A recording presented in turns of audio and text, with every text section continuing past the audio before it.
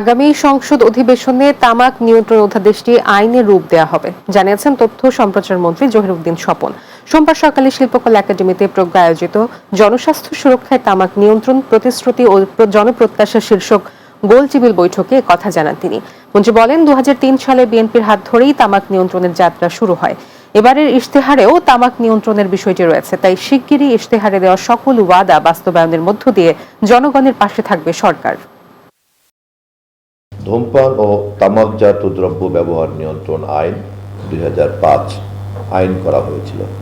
আমি সৌভাগ্যবান, আমি এই আইনটার সঙ্গে তখনও সংসদ সদস্য হিসেবে জড়িত ছিলাম। ধূমপান ও তামাকজাত দ্রব্য প্রকাশ্যে ব্যবহার নিষেধ, নিয়ন্ত্রণের বদলে প্রকাশ্যে ব্যবহারে নিষেধ আমি এভাবে প্রস্তাব করি। সেখানে তখন আর নিয়ন্ত্রণ বলতে যে একটা ঢিলাঢালা ভাব থাকে সেটা আর থাকবে না, অন্তত প্রকাশ্যে কিন্তু এটা আইনি অপরাধে পরিণত হবে।